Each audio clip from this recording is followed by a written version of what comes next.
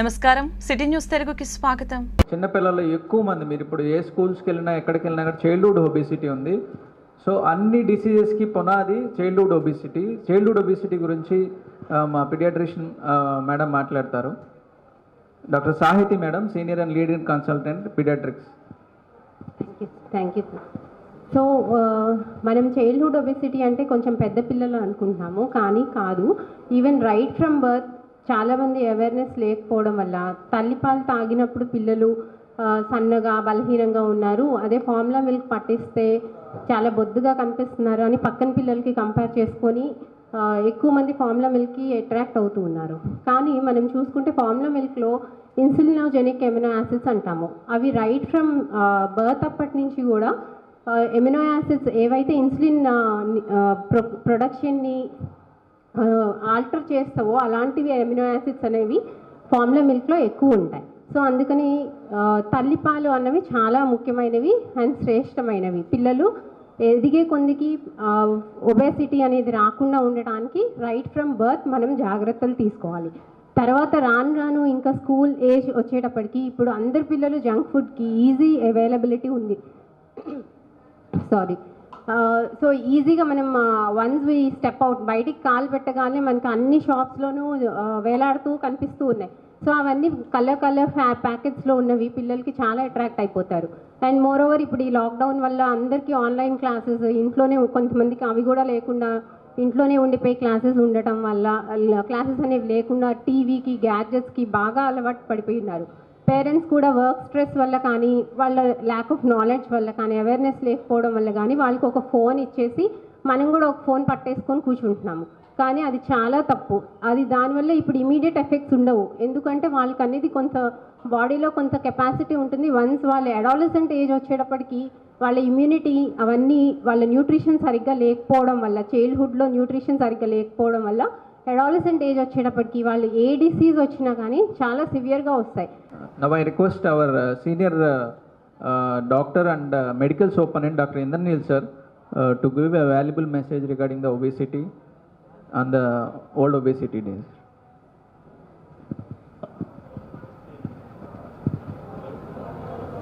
Good afternoon everybody. Our senior consultants have already told you about various problems that you can face if somebody is having obesity. So I will not go into those things. Telugu I can't speak. So what I will say is that prevention is the best cure. So you should try to be obese, not to be obese, and for that purpose best is doing exercises, and that is the best part. Go for walking, play outdoor games. Children should be encouraged to go for outdoor games, football, cricket and other games. Nowadays children are found walking with big bag having lot of books, and they play mostly with their mobile phones and in computers. By that what has happened is that they have lost touch with their friends. They have become more fond of junk fast foods, put on weight, and because of inactivity they become obese and land up into various problems very early like diabetes. Our senior consultant pulmonologist ball Bhaskar గారు. So మీరు చూడొచ్చు, ఒక సంవత్సరం నుంచి ఒక Covid పాండమిక్ని ఆ మాస్క్లో ఉండి treat చేయడం ఎంత కష్టమో మీరు లైవ్లో చూడొచ్చు.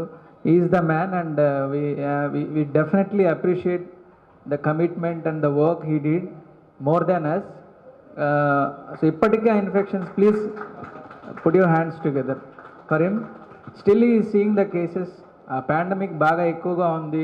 ఆ పాండమిక్లో ఉన్నప్పుడు కూడా ఒబిసిటీతో వచ్చిన పాండమిక్లో రిజల్ట్స్ మార్టాలిటీ ఎందుకు ఎక్కువ ఉంది, అసలు ఒబిసిటీకి రిజల్ట్స్కి ఈ జబ్బులకి సంబంధం ఏంటి, బాల్ భాస్కర్ గారు మాట్లాడతారు ఒకసారి. Thank you. I hope I am audible. So ఈరోజు వరల్డ్ ఒబేసిటీ డే సందర్భంగా మనం ఇక్కడ అందరం ఈ ఒబేసిటీ గురించి మాట్లాడుకోవడం చాలా ఆనందంగా ఉంది. సో ఒబేసిటీకి మా లంగ్ డిసీజెస్కి చాలా దగ్గర సంబంధం ఉంది. ముఖ్యంగా మన డాక్టర్ రాజు గారు చెప్పినట్లు ఈ ఒబేసిటీ ఉన్న వాళ్ళకి ముందు నుంచి ఏదైనా హెల్త్ ప్రాబ్లమ్స్ ఉంటాయి. ఆ ప్రాబ్లమ్స్ సివియర్ అయ్యే అంటే బాగా సీరియస్గా అయ్యే అవకాశం ఉంటుంది. అదే కాకుండా కొత్తగా ఏదైనా సమస్య అంటే ఆల్రెడీ హెల్తీగా ఉన్న వాళ్ళల్లో కోవిడ్ కావచ్చు, లేదంటే లంగ్స్లో వచ్చే ఇన్ఫెక్షన్ నిమోనియా కావచ్చు, లేదంటే మనం ఇంతకుముందు ఫేస్ చేసిన ఇంకొక పాండమిక్ స్వైన్ ఫ్లూ కావచ్చు, ఇవన్నీ కూడా సీరియస్ ఇన్ఫెక్షన్స్ కింద మారే ప్రమాదం ఉంటుంది.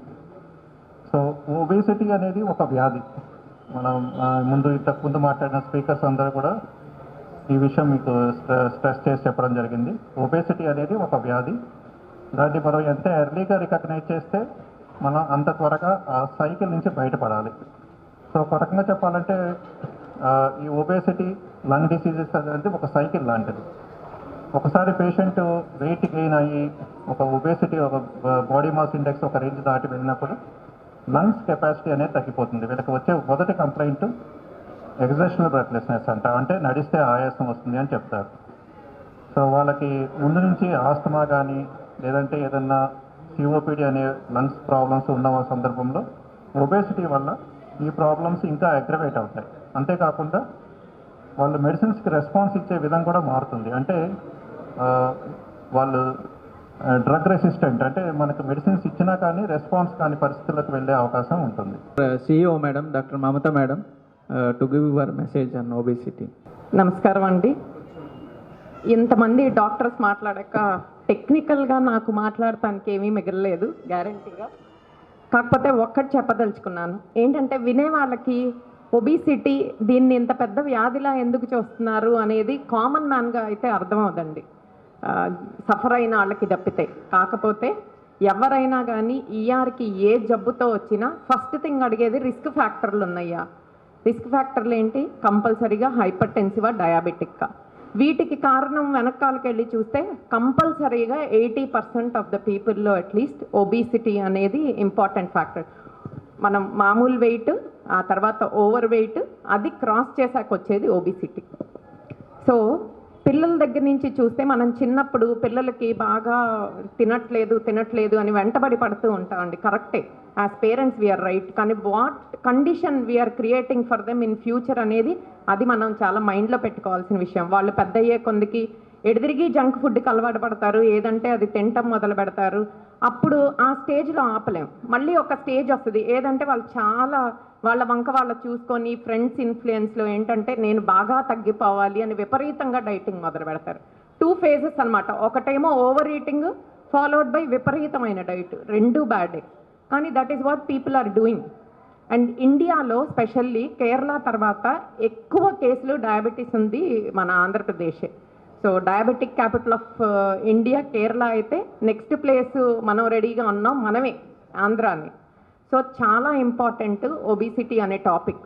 మీరు ప్రెస్ త్రూ కూడా చెప్పాల్సింది ఏంటంటే, ఎంత డయాబెటీస్ వల్ల, హైపర్ టెన్షన్ వల్ల, ఒబిసిటీ వల్ల వచ్చే అనర్థాలు ఏంటి అనేది మీరు బాగా కొంచెం జనాన్ని కరెక్ట్గా ఎడ్యుకేట్ చేయాలి, కొంచెం భయం కూడా పెట్టాలి. అప్పుడు ఏంటంటే వాళ్ళు నెక్స్ట్ స్టెప్ ఏం తీసుకోవాలి అనేది పర్ఫెక్ట్గా ఆలోచిస్తారు. మన హాస్పిటల్కి ఒబిసిటీ మనం ఇంతగా ఎందుకు మాట్లాడుతున్నాం అంటే, మన దగ్గర అందరు కన్సల్టెంట్స్ ఉన్నారు. ఇప్పుడు ఒక హాస్పిటల్కి వెళ్ళామనుకోండి, నర్సింగ్ హోమ్లో ఓన్లీ ఎండోక్రైనాలజిస్ట్ ఉంటారు, ఆర్ ఓన్లీ బేరియాట్రిక్ సర్జన్ ఉంటారు, ఆర్ ఓన్లీ పల్మనాలజిస్ట్ ఉంటారు ఇండివిజువల్ క్లినిక్స్ ఆర్ నర్సింగ్ హోమ్స్లో. వేరేస్ మన హాస్పిటల్కి వస్తే ఒబిసిటీ స్టార్టింగ్ నుంచి మొదలుపెట్టి మేబీ ఎండోక్రైనాలజిస్ట్ అవసరమైతే ఎండోక్రైనాలజిస్ట్ ఉన్నారు, లేదు పల్మనాలజిస్ట్. మనం స్లీప్ ల్యాబ్ కూడా పెట్టబోతున్నాం షార్ట్లీ, మేబీ వీక్ లోపల స్లీప్ ల్యాబ్ కూడా రెడీ అయిపోతుంది.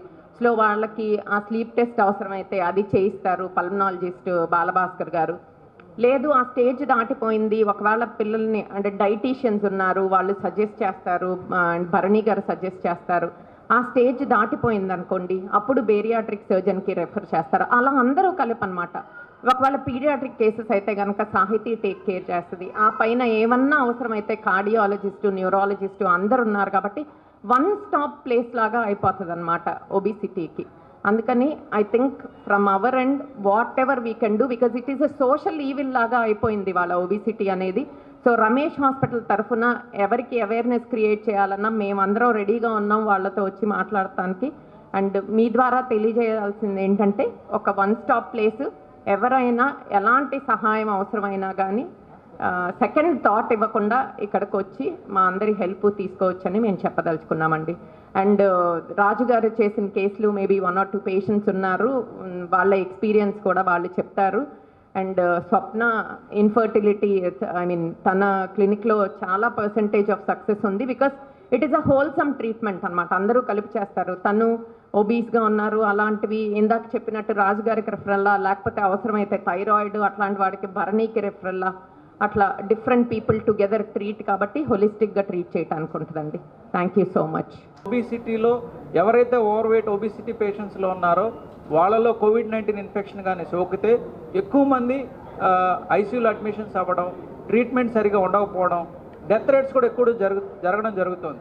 సో ఈ 21st century, సో మనం ఎప్పటి నుంచో ఎన్నో డెకేడ్స్ నుంచి కమ్యూనికబుల్ డిసీజెస్ గురించి, ఇన్ఫెక్షన్స్ డిసీజ్ గురించి బాగా మనం దాని మీద స్టడీ చేశాము, వాటిని ప్రివెంట్ చేశాము. ఇప్పుడు కమ్యూనికబుల్ డిసీజెస్ కానీ ఇన్ఫెక్షన్ డిసీజెస్ కానీ చాలా తక్కువ ఉన్నాయి, ఎందుకంటే వాటికి వ్యాక్సిన్స్ కనుక్కున్నాం, అనేక ప్రివెంటివ్ మెజర్స్ తీసుకున్నాం, గవర్నమెంట్ లాస్ వచ్చాయి.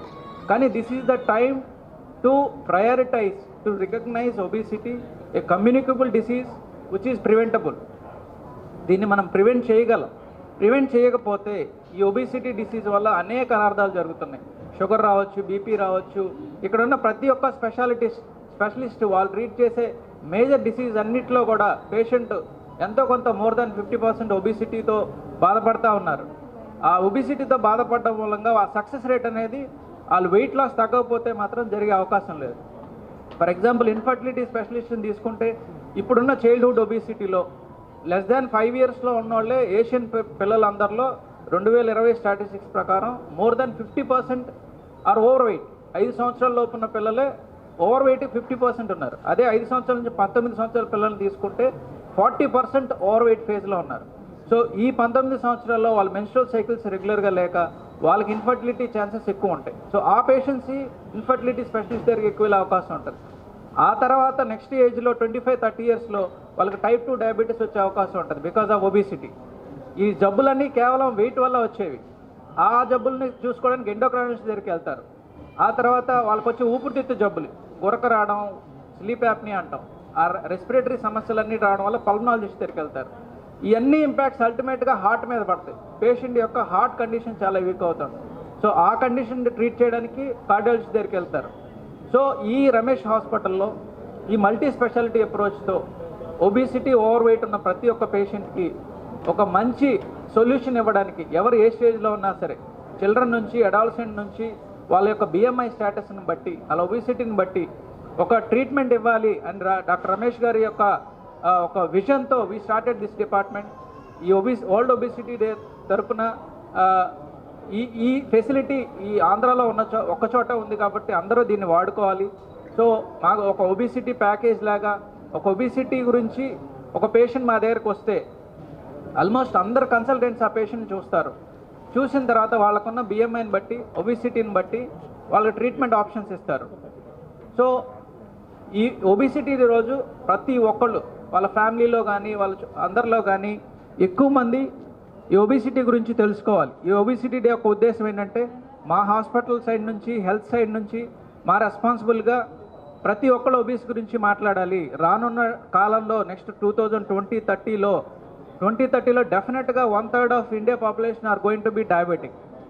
దాదాపు 30% మంది షుగర్ పేషెంట్లు అయితే హార్ట్ పేషెంట్స్ ఎంతమంది అవుతారు? సో ఇది ఒక బర్డెన్ కింద ఫ్యూచర్లో తయారయ్యే అవకాశం ఉంటుంది. సో మా హాస్పిటల్ తరఫున మేము అవేర్నెస్ని క్రియేట్ చేయాలి. ప్రతి ఒక్కరికి ఈ ఒబిసిటీ గురించి ఒక మంచి ఒపీనియన్ ఇవ్వాలి, ఒక మంచి ట్రీట్మెంట్ ఇవ్వాలి. సో దీని గురించి భయపడాల్సిన అవసరం లేదు అనే ఒక ఉద్దేశంతో ఈ ప్రోగ్రామ్ స్టార్ట్ చేయడం జరిగింది. దానికి హెల్ప్ చేసిన మా CEO గారికి, మెడికల్ సూపరింటెండెంట్ గారికి అండ్ మా రమేష్ గారికి థ్యాంక్స్ చెప్పుకుంటూ ఒక few words about their experience, అంటే వాళ్ళ డిపార్ట్మెంట్లో ఆ ఒబిసిటీతో వాళ్ళ ఎక్స్పీరియన్స్ ఎలా ఉంది, దానికి సొల్యూషన్స్ ఏంటి, ట్రీట్మెంట్ అనేది ఏ భాగాల్లో ఉంటుంది అనేది డిస్కస్ చేస్తారు. నౌ ఐ రిక్వెస్ట్ డాక్టర్ హరిత madam to tell about what is their experience obesity related with cardiac diseases.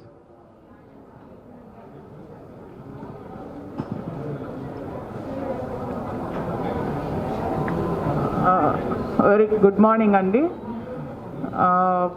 బేసిక్గా మనకి ఇక్కడ మోస్ట్ ప్రాబబ్లీ రేపు ఈ టీవీలో చూసే వాళ్ళందరికీ కూడా ఒబేసిటీ అనేది ఒక జబ్బు అనేది తెలుసు. కానీ చిన్నపిల్లల్లో ఇంటర్మీడియట్ చదివే పిల్లలు చాలామంది స్కూల్స్ కానీ ఎక్కడ కూడా మనకి ప్లే గ్రౌండ్స్ లేవు. సో ఆ స్టేజ్ నుంచే మనకి గుండె జబ్బు అనేది మొదలవుతుంది. బేబీ వెయిట్ ఎక్కువ ఉంటుంది. సో మనం అనుకుంటాం ముద్దుగా ఉన్నాడు, బొద్దుగా ఉన్నాడు, చాలా బాగున్నాడు పిల్లాడు, చాలా బాగుంది. ఇంతకుముందు అలా అనుకునేవాళ్ళం, కానీ ప్రజెంట్ అలా కాదు. ఫిజికల్ యాక్టివిటీ బాగా తగ్గిపోయి అందరూ లావుగా ఇబ్బందికరంగా ఉన్నప్పుడు గుండె జబ్బులు వచ్చే అవకాశం చాలా ఎక్కువ. ప్రాబ్లం ఏంటి అంటే బాడీ వెయిట్ ఎక్కువ ఉంటే కనీసం క్యాత్ ల్యాబ్ టేబుల్ కూడా బేర్ చేయదు వాళ్ళని. సో మనం క్యాత్ ల్యాబ్ టేబుల్ కూడా పట్టని వెయిట్ ఉన్న పేషెంట్స్ వస్తున్నారు ఈ మధ్యన. ఎందుకు అంటే ఒకటి అవగాహన లేకపోవటం, రెండు ఏమవుతుందిలే నేను బాగానే ఉన్నాను, ఈ లావుగా ఉంటే చాలా నరిష్డ్గా ఉన్నాను, మా ఈ జబ్బులు లేవు అని అనుకోవటం. ఇంకొకటి ఎర్లీ స్టేజ్లో ఇంటర్మీడియట్ పిల్లలంటే ఆలోచించండి, 18-19 సంవత్సరాల పిల్లలకి షుగరు బీపీ వస్తున్నాయి. సో వాళ్ళకి మామూలు ఫిజికల్గా ఉండే బీపీ కాకుండా ఊపిరితిత్తుల్లో బీపీ పెరిగిపోతుంది. ఒబీస్గా ఉన్న వాళ్ళకి గాలి తీసుకోవటం లేక లంగ్స్లో బీపీ కూడా పెరిగిపోతుంది. సో ఇవన్నీ మనకి తెలియక జరుగుతున్నాయి. ఇవి తెలుసుకొని వెయిట్ రెడ్యూస్ అవ్వడానికి మనం ఏమేం చేయాలి అనేది ఎర్లీగా కనుక మనం అందులోకి స్టెప్ ఇన్ అయితే ఈ కాంప్లికేషన్స్ రాకుండా ఉంటాయి.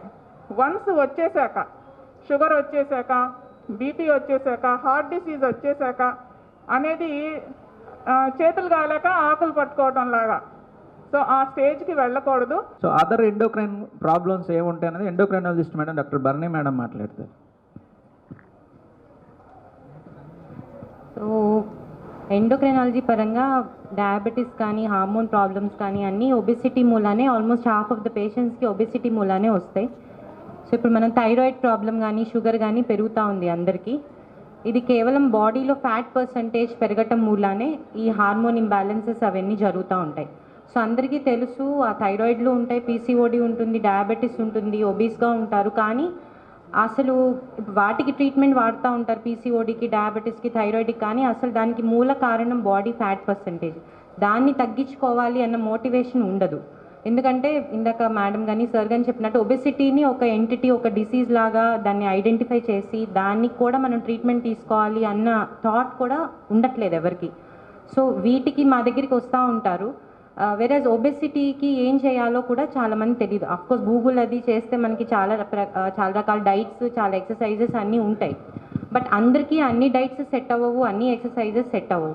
సో ఎవరికి ఏం డైట్ సెట్ అవుతుంది, ఏం ఎక్సర్సైజ్ సెట్ అవుతుంది అనేది అవగాహన ఉన్న డాక్టర్స్ని, స్పెషలిస్ట్ని కలిసి వాటి మీద అవగాహన పెంచుకుని, ఫర్ ఎగ్జాంపుల్ ఇప్పుడు యంగ్ అరౌండ్ 20 years లేడీకి పీసీఓడి ప్రాబ్లం ఉంది, లేదా డయాబెటీస్ కూడా వచ్చేస్తుంది 20-30 yearsకి.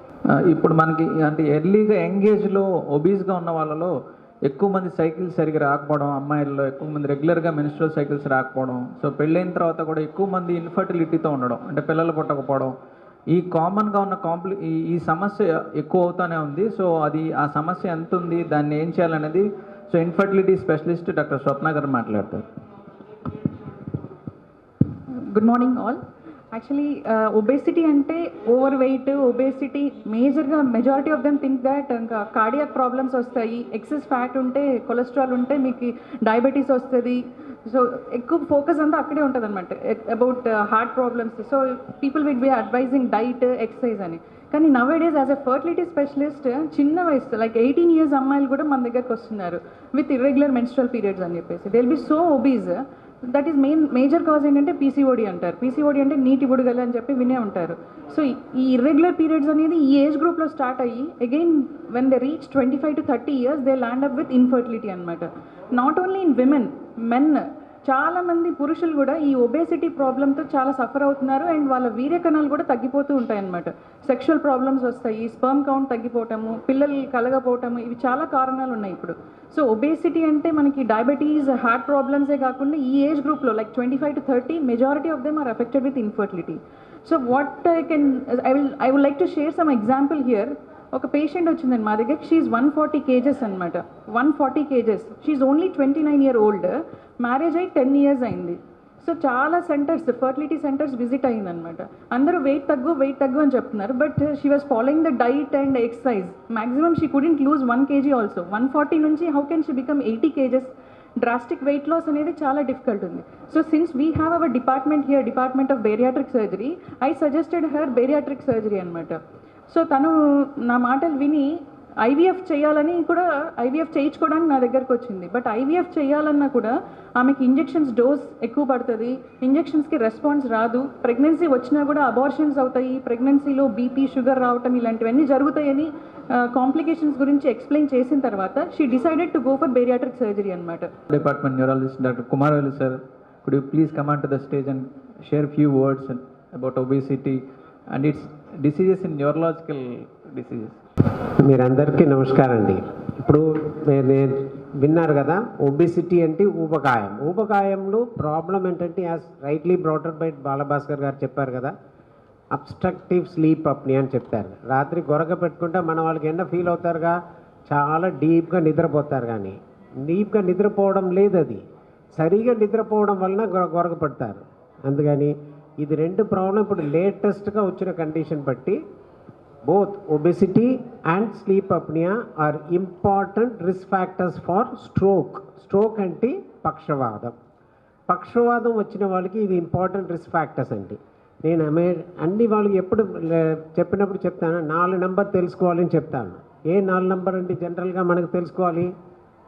మెయిన్ ఇంపార్టెంట్ అంటే బ్లడ్ ప్రెషర్ ఎంత ఉంది, మన ఊబకాయం ఉంటుందా లేదా, బాడీ మాస్ ఇండెక్స్ అలా చెప్తారు ఇంగ్లీష్లో, మన బాడీ వెయిట్, మన హైట్, వయసు ప్రకారం ఎంత ఉంది అది చూడాల్సింది. And next is cholesterol, bad cholesterol. Obesity by and large cholesterol పక్కనే వెళ్తుంది, రెండు పక్కన వెళ్తుంది. 2 రైలు పట్టరీ ఉంటాయి కదా, అలాగే ఇది కూడా 2 పక్కన వెళ్తుంటుంది. అందుకని ఒబిసిటీ ఉండే వాళ్ళకి బ్యాడ్ కొలెస్ట్రాల్ ఎక్కువ ఉంటుంది. అండ్ 4th నెంబర్ ఏంటంటే మోస్ట్ ఇంపార్టెంట్ షుగర్. మేడం చెప్పారు ఆల్రెడీ, ఒబిసిటీ ఉండే వాళ్ళకి షుగర్, డయాబెటీస్ రావడానికి ఛాన్సెస్ ఎక్కువ పడుతుంది. ఇది important. So obesity is a multifaceted problem of human kind. You must have seen, మిగతా వాళ్ళకి అంత ఒబిసిటీ ఉండదు. ఆల్ అనిమల్స్ అన్నీ చూశారు కదా, మనం ఏ అనిమల్స్ పెట్టుకుంటానే వాళ్ళకే ఒబిసిటీ వస్తుంది. అది కాకుండా వేరే ఎక్కడ ఒబిసిటీ రాదు. It is a man made disease అని చెప్తారు. ఈ రమేష్ హాస్పిటల్ వ్యవస్థాపకులైన రమేష్ బాబు గారికి, సర్జన్ అయిన రాజు గారికి నా కృతజ్ఞతలు, నా వందనములు. నేను మోడరేట్ స్టేట్లో ఉన్నాను, అనారోగ్యం చాలా ఎక్కువగా ఉంది, ఇంకా బాధ్యతలన్నీ అయిపోయాయి.